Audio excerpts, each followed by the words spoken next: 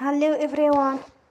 Today we talk about how to fix the app of Free Fire. We will go to settings. Then we click on apps. After that we search the app Free Fire. And we click. They will on for stop.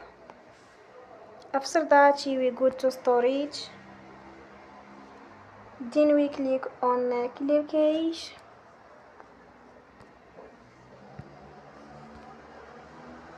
In the end, turn your phone and you will recharge your phone again.